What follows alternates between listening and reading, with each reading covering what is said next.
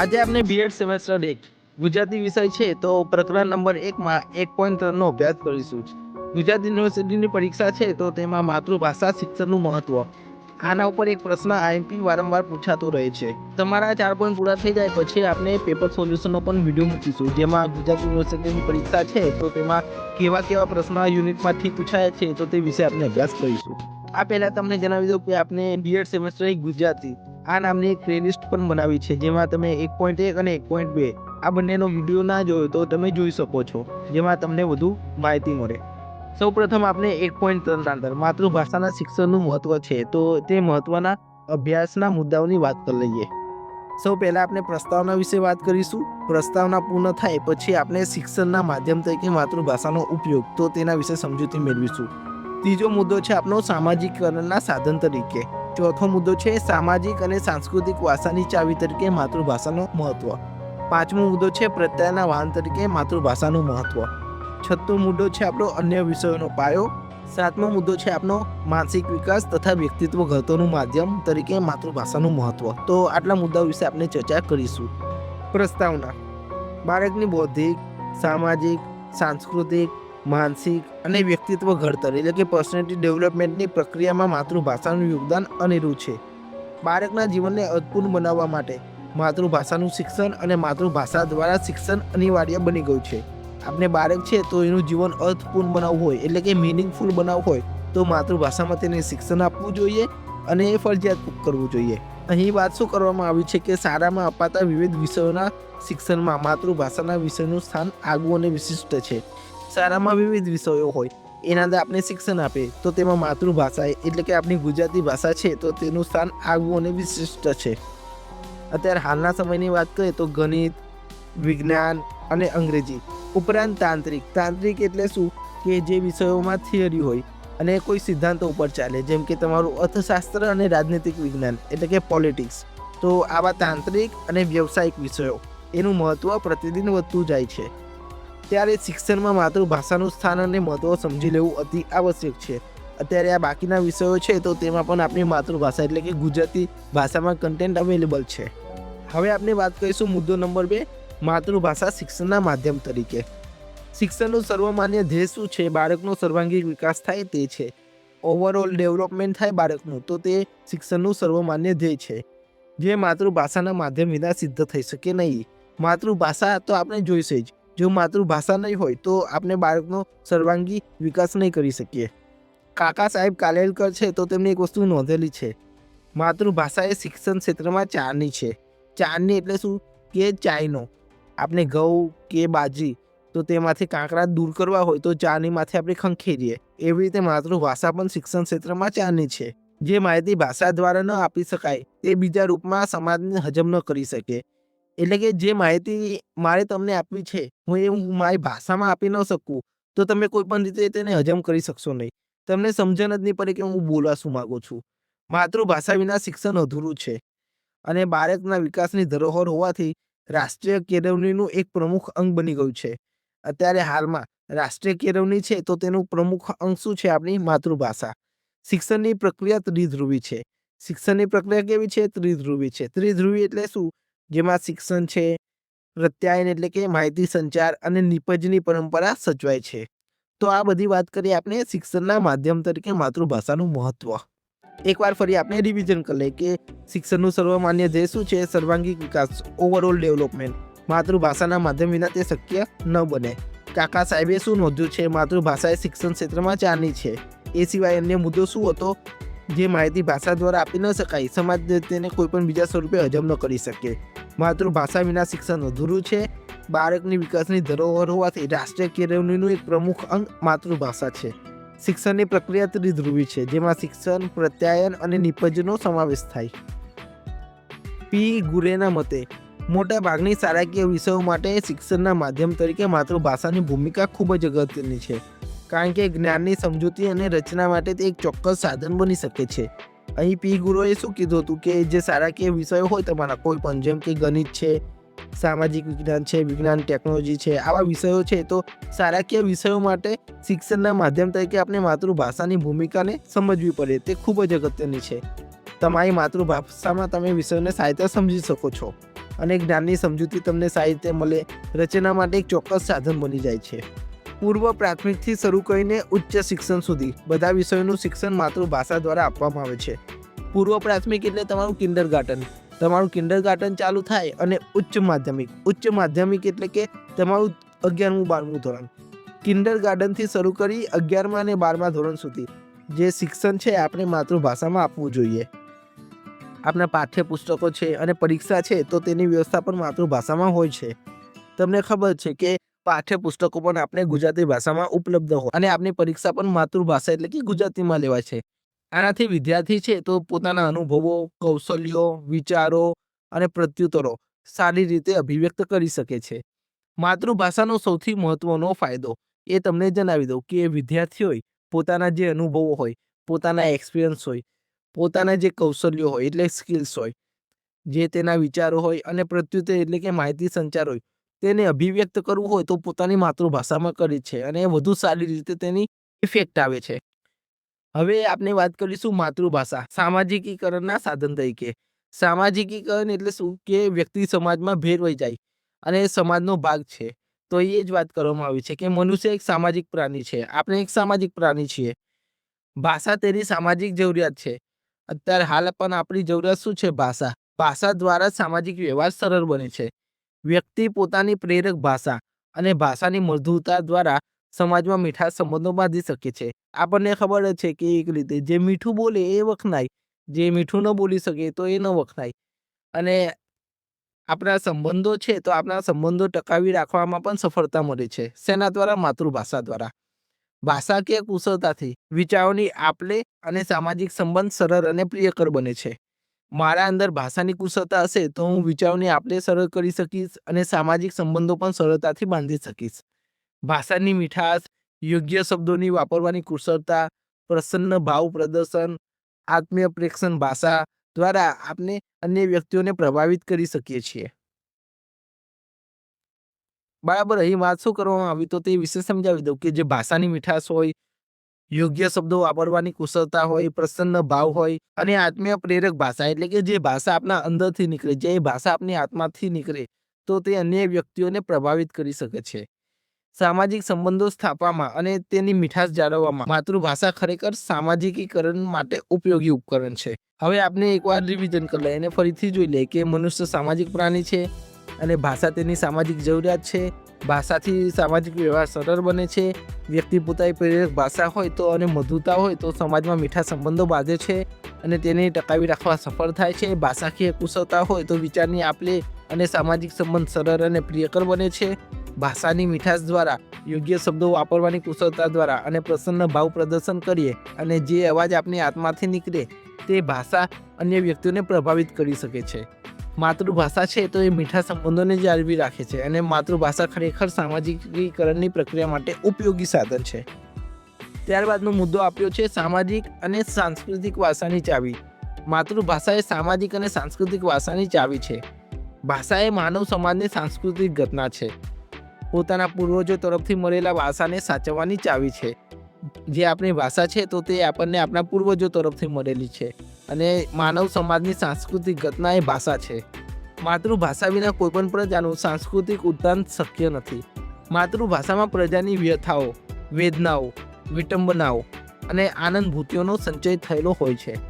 જે આપણી માતૃભાષા છે ગુજરાતી તો તેના અંદર શું હોય? પ્રજાની વ્યથાઓ હોય, એમની વેદનાઓ હોય, વિટંબનાઓ એટલે કે મુશ્કેલીઓ હોય અને એમનો આનંદ પણ હોય. પ્રજાની સ્મૃતિ હોય. પ્રજાની સ્મૃતિ એટલે યાદ, ગાથાઓ, રીતિ રિવાજો, ઉજ્જવળ પ્રણાલિકાઓ અને પરંપરાઓ માતૃભાષામાં ધબકે છે. ભાષા અને સંસ્કૃતિનો સંબંધ શરીર અને ચામડી જેવો છે. અહીં શું વાત કરવામાં આવી છે કે ભાષા અને સંસ્કૃતિનો સંબંધ શરીર અને ચામડી જેવો છે. ધર્મગુરુના મંથનો હોય, પૌરાણિક કથાઓ હોય, શિલ્પ સ્થાપત્યના વર્ણનો હોય અને કળા સાહિત્યમાં માતૃભાષાના શબ્દસ્થ થાય છે. આપણી પૌરાણિક કથાઓમાં, ધર્મગુરુઓના મંથનમાં, શિલ્પ અને સ્થાપત્યમાં અને કળા સાહિત્યમાં માતૃભાષાનો ઉપયોગ થાય જ છે. હવે આપણે એક વખત રિવિઝન કરી લઈએ કે મુખ્ય મુદ્દા કયા છે. ભાષા એ માનવ સમાજની સાંસ્કૃતિક ઘટના છે. એ આપણને આપણા પૂર્વજો તરફથી વારસા રૂપે મળેલ છે. માતૃભાષા વિના કોઈ પણ પ્રજાનું સાંસ્કૃતિક ઉત્થાન શક્ય જ નથી. માતૃભાષામાં પ્રજાની વ્યથા હોય, વેદના હોય, મુશ્કેલીઓ એટલે કે વિટંબના હોય અને આનંદ પણ હોય. એની સાથે શું કીધું કે પ્રજાની સ્મૃતિ હોય, ગાથા હોય, રીતિ રિવાજો હોય, ઉજ્જવળ પ્રણાલિકા હોય, આ બધું માતૃભાષામાં હોય. ભાષા અને સંસ્કૃતિનો સંબંધ કેવો છે? શરીર અને ચામડી જેવો છે. ધર્મગુરુઓના મંથનો હોય, પૌરાણિક કથાઓ, શિલ્પ સ્થાપત્યોના વર્ણનો, કળા સાહિત્યમાં માતૃભાષા શબ્દસ્થ છે. હવે આપણે મુદ્દા નંબર 5ની વાત કરીએ. ત્યારબાદનો મુદ્દો આપવામાં આવ્યો છે માતૃભાષા પ્રત્યાયનના વાહન તરીકે. પ્રત્યાયન એટલે શું? કમ્યુનિકેશન. હું તમારા સાથે વાત કરું છું, તમે મારી સાથે વાત કરો છો, તો તેને શું કહેવાય? પ્રત્યાયન અથવા કમ્યુનિકેશન. કોઈક માધ્યમ વડે વિચારો, માહિતીઓ, સંદેશાઓ કે લાગણીઓ આની આપ-લે કરવી, તેને શું કહેવાય? પ્રત્યાયન કહેવાય. માનવ સમાજ ભાષાના માધ્યમથી પ્રત્યાયન કરે છે. એટલે આપણે વાતચીત કેવી રીતે કરીએ? ભાષાથી કરીએ છીએ. અને ભાષા અહીંયા શું બની ગયું? માધ્યમ બની ગયું. વ્યક્તિ પોતાના સર્વ વ્યવહારો, એટલે જે વ્યક્તિ છે એના બધા વ્યવહારો, જે અન્ય વ્યક્તિ છે તો તેની સામે માતૃભાષા દ્વારા જ ખૂબ સરળતાથી, સ્પષ્ટતાથી અને સચોટતાથી રજૂ કરી શકે છે. અહીં શું કીધું છે કે જે વ્યક્તિ હોય તે પોતાના બધા વ્યવહારો હોય કોઈ અન્ય વ્યક્તિ સમક્ષ બહુ ઇઝીલી, ક્લિયરલી અને એક્યુરેટ રીતે કેવી રીતે જ વાત કરી શકે? માતૃભાષાના ઉપયોગ દ્વારા. અન્ય વ્યક્તિના વિચારો, લાગણીઓ, તેનું અર્થઘટન પણ પોતાની ભાષામાં તે વધુ સારી રીતે સમજી શકે છે. અહીંયા વાત શું કરવામાં આવી છે કે હું છું તો તમારી ભાવના, જે તમારી લાગણીઓ હોય અને વિચારો હોય, તો આને હું મારી જે માતૃભાષા છે એનાથી જ વધારે સારી રીતે સમજી શકું છું. માતૃભાષાના શિક્ષણથી વિદ્યાર્થીની લેખિત અને મૌખિક અભિવ્યક્તિ અસરકારક બને છે.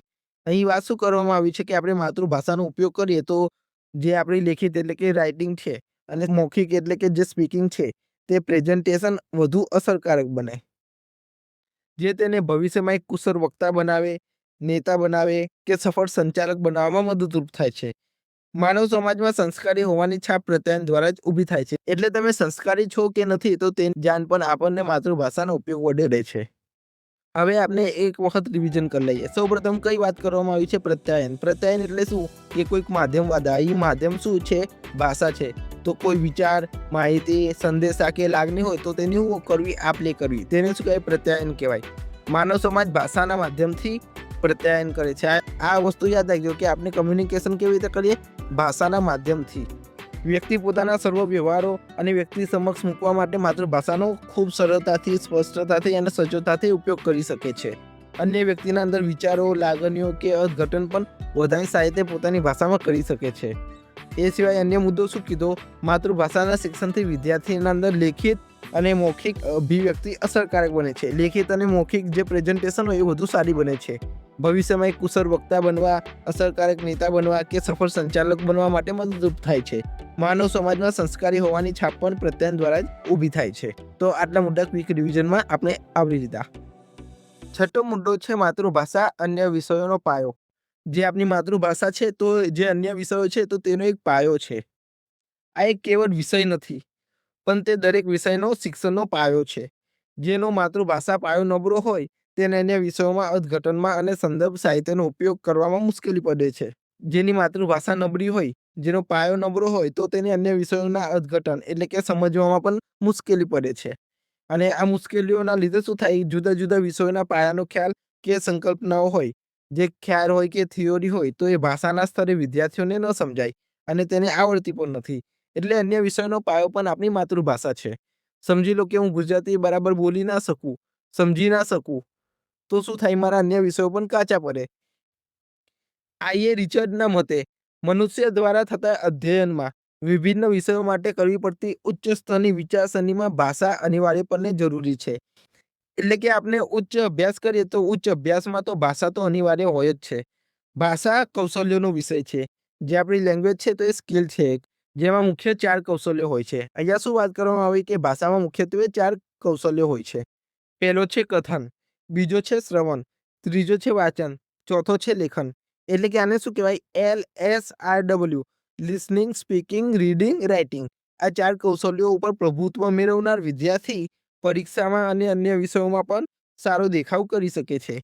એટલે તમારું LSRW સારું હશે તો તમારા અન્ય વિષયો પણ સારા બની જશે. આંતરિક શક્તિઓમાં, જેમાં એ આંતરિક શક્તિ છે તો તેમાં ચોકસાઈ છે, રચનાત્મકતા છે અને મુક્ત વિચારસરણી છે, મુક્ત વિચારવાની શક્તિ છે, એમાંય ભાષા સાથે સંકળાયેલી છે.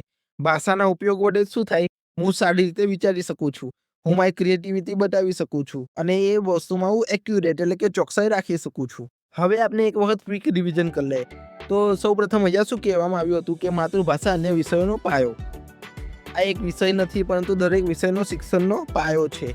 માતૃભાષાનો પાયો જેનો નબળો હોય એ અન્ય વિષયોના અર્થઘટનમાં અને સંદર્ભ સાહિત્યનો ઉપયોગ કરવામાં પણ મુશ્કેલી પડે છે. જેનો વિષય નબળો તો તેને અન્ય વિષયોમાં પણ તકલીફ પડે છે. જુદા જુદા વિષયોના પાયાનો ખ્યાલ કે સંકલ્પનાઓ ભાષાના સ્તરે વિદ્યાર્થીઓને ન સમજાય, તેને આવડતી નથી, એટલે તમારા અન્ય વિષયો પણ કાચા રહી જાય જો તમારી માતૃભાષા કાચી હોય તો. આઈએ રિચર્ડના મતે મનુષ્ય છે તો તેને ઉચ્ચ અભ્યાસ કરવો હોય તો ઉચ્ચ અભ્યાસની વિચારસરણીમાં ભાષા તો અનિવાર્યપણે છે. ભાષા એ કૌશલ્યનો વિષય છે. કૌશલ્ય એટલે સ્કિલ્સ.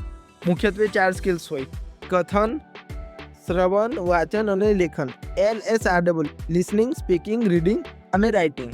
આ ચારેય કૌશલ્યો પર પ્રભુત્વ જેને હોય તે વિદ્યાર્થી પરીક્ષામાં અન્ય વિષયોનો અર્થઘટન સારો દેખાવ કરી શકે છે. તેની આંતરિક શક્તિઓમાં ચોકસાઈ આવે, રચનાત્મકતા આવે અને મુક્ત વિચારવાની શક્તિ પણ વિકસે છે. હવે આપણે મુદ્દો નંબર 7, માતૃભાષા માનસિક વિકાસ તથા વ્યક્તિત્વ ઘડતરનું માધ્યમ, તો તેના વિશે સમજૂતી મેળવીશું.